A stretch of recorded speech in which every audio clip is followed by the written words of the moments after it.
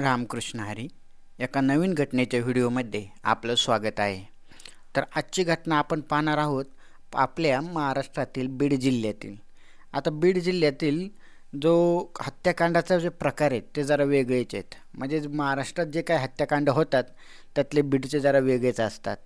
त्यातलीच एक आपल्याला 29 ऑगस्ट रोजी एक 26 वर्षीय होमगार्ड जी पोलीस शिपाईच्या खालची पोस्ट असते तिथं जी जॉब करणारी एक महिला जिचं नाव होतं अयोध्या वरकटे, ती बीड जिल्ह्यातील अंबिका चौक येथे परिसरात राहून होमगार्डचं काम करता करता पोलीस भरतीची तयारी पण करायची आणि 29 ऑगस्टच्या सकाळपासूनच ती बेपत्ता झाली.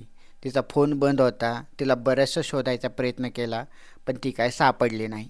शेवटी तिचा जो भाऊ होता ज्ञानेश्वर सुरनर याने तेथील शिवाजीनगर पोलीस स्टेशनमध्ये ती बेपत्ता झाल्याची तक्रार दाखल केली. आता पोलिसांनी तपास सुरू केला.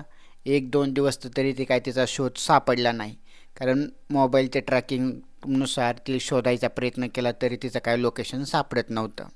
शेवटी तिथूनच काही अंतरावर असलेले 7 ते 8 किलोमीटर अंतरावर असलेल्या एका त्याचं नाव होतं खापरपंगीचं शिवार. आता हे खापरपंगीच्या शिवारात 31 ऑगस्टच्या दिवशी एका नाल्याच्या कडेला एक बॉक्स सापडला आणि त्या बॉक्समध्ये एक मृतदेह सडलेल्या अवस्थेत होता. आता पोलिसांनी DNA पद्धत आणि ते पोस्टमॉर्टमच्या नुसार तो मृतदेह जिचं नाव होतं अयोध्या वरकटे तिचा असल्याचं निष्पन्न केलं आणि पोस्टमॉर्टम वगैरे झाल्यानंतर तिचा मृतदेह तिच्या कुटुंबांच्या ताब्यात देण्यात आला. आता ही घटना घडली कशी? तिचा खून केला कोणी? कारण पोस्टमॉर्टममध्ये तर निष्पन्न झालं होतं की तिचा गळा आवळून खून केला होता.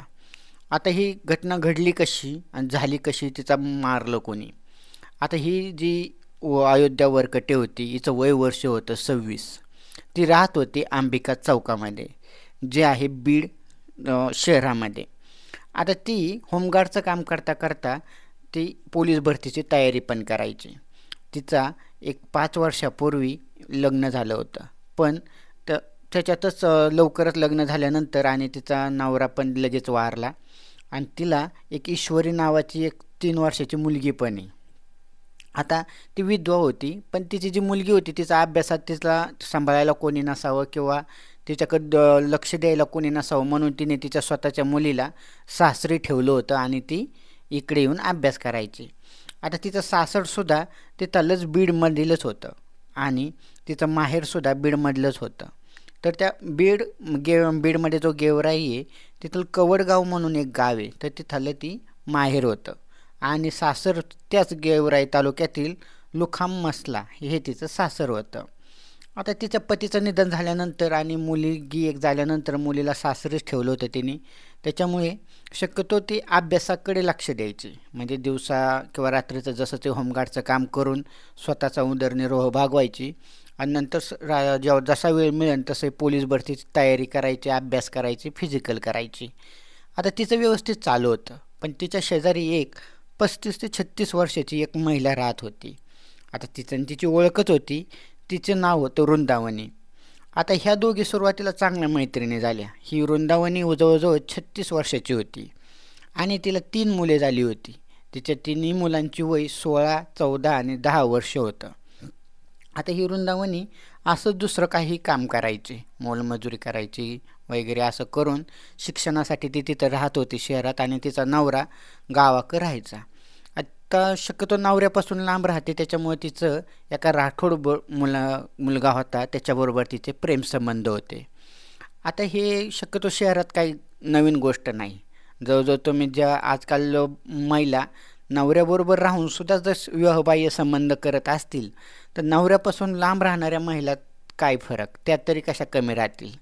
मग हा राहिलेला फरक याच्यातला की ती महिला आता नवऱ्यापासून लांब राहते, त्याच्यामुळे शक्यतो तिचा विवाहबाह्य संबंध असतील. पण मुलांचा विचार करता तरी तिची मुलं खूप मोठी होती, 16, 14 आणि 10 वर्षाची, म्हणजे काही कमी मुलं नव्हती. पण तरीसुद्धा मुलं शाळेत गेल्यानंतर हिचा एक प्रियकर होता आणि ह्या प्रियकराबरोबर ती शारीरिक संबंध, प्रेमसंबंध करायची. आता तिच्या शेजारी राहायला ही अयोध्या होती आणि अयोध्याची तिची चांगली मैत्री झाली आता जवळजवळ राहायला असल्यामुळे. आता ह्या अयोध्याचं सुद्धा नाही म्हटलं तरी 5 वर्ष लग्नाला झालं होतं. नवरा वारून पण झाला, तिचे पण शारीरिक गरजा, प्रेम काय गरजा होत्या त्या होत्या. आता हिची ह्या दोघींचे जो राठोड होता, हा राठोड जरा दिसायला बऱ्यापैकी होता. आता ह्या अयोध्याचं शक्यतो सुरुवातीला त्या राठोडचं आणि वृंदावनाचं प्रेम प्रकरण चालू असताना ह्या वृंदावनीने ह्या हिची अयोध्याची त्याच्याबरोबर ओळख करून दिली. आता हळूहळू त्यांची ओळख जरा जास्त वाढली, कारण ह्या वृंदावनीचा आणि तिचा राठोडचं बऱ्याच दिवसापासून प्रेमसंबंध होते. दोघं पण एकमेकांच्या शारीरिक उपभोग घेऊन थकले होते.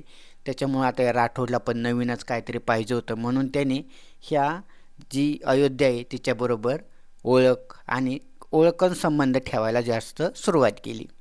आता कसा आपला प्रियकर लगेच दुसऱ्यापाशी गेला, त्याच्यामुळे शेवटी या वृंदावनीला राग येणारच, किंवा तो माझ्यापेक्षा तिच्या जास्त पुढं करतो, म्हणून तिच्यासुद्धा ते डोक्यात बसलं. आणि ह्याच गोष्टीवरून त्यांच्यात थोडी कधी वादविवाद पण व्हायचा, की तू माझ्या प्रियकरापासून लांब राहा, असं तसं वगैरे. कारण ही शेवटी नाही म्हणलं तरी या महिलांचं एकमेकांबद्दल जळायची ही जी प्रवृत्ती असते. आता हे दोघी जे करत होत्या हे सुद्धा विवाहबाह्य अनैतिक संबंधच होते. कारण इकडं वृंदावनीचं सुद्धा तिकडे लग्न झालं तर तिला मुलं होती, तिचा नवरा होता, तिचा सुखाचा संसार होता.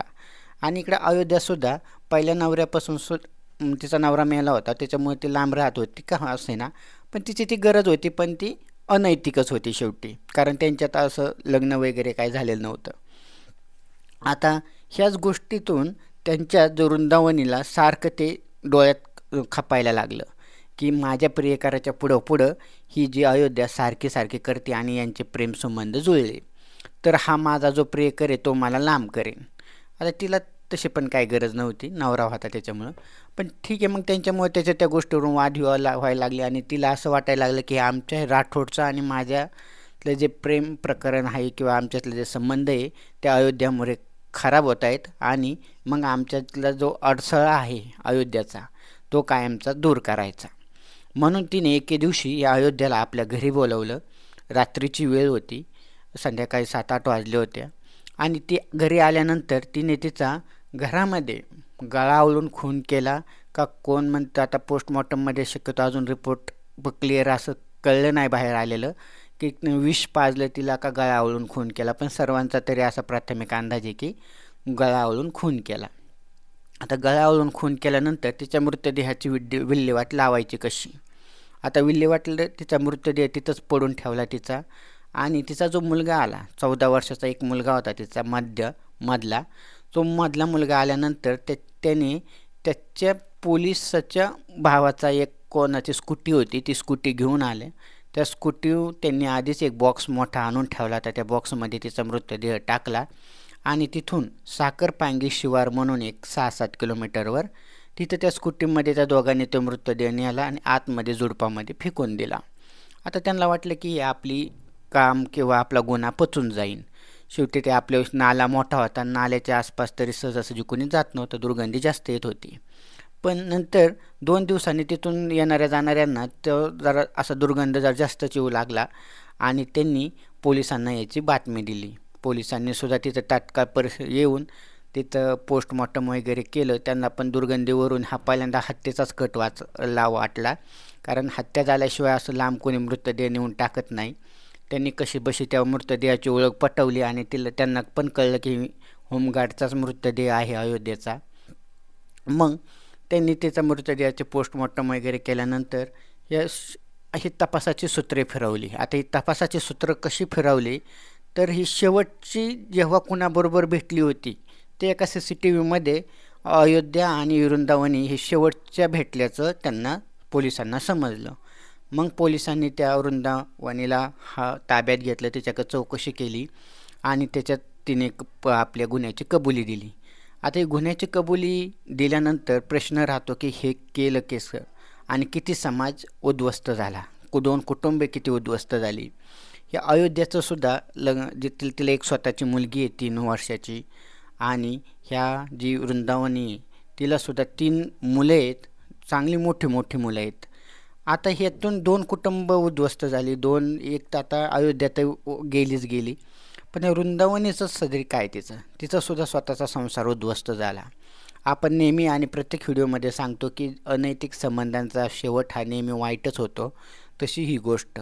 ठीक आहे, आजच्या काळात तुमच्या पतीपासून लांब राहतात किंवा तुमचा पती नाही, आता अयोध्याचा पती नव्हता, तिलासुद्धा एखाद्या प्रियकराची गरज होती. पण समाजामध्ये तो एकच तिचा प्रियकर होता असं नाही. तुम्ही दुसरेसुद्धा प्रियकर बनू शकत होतात. आणि वृंदावनीलासुद्धा स्वतःचे जेव्हा घर, नवरा, मुलं सगळं व्यवस्थित असताना दुसरं प्रियकर बनवायची काहीच गरज नव्हती. शेवटी आपण जसं म्हणतो की हे जे यांचे विवाहबाह्य संबंध आहेत आणि याचा जो मान व्हायचा होता तसा शेवट नेहमी वाईटच झाला. तर ही घटना अशा समाजामध्ये घडत असतात, तर आपण याच्यापासून नेहमीच काहीतरी शिकून लांब राहिलं पाहिजे.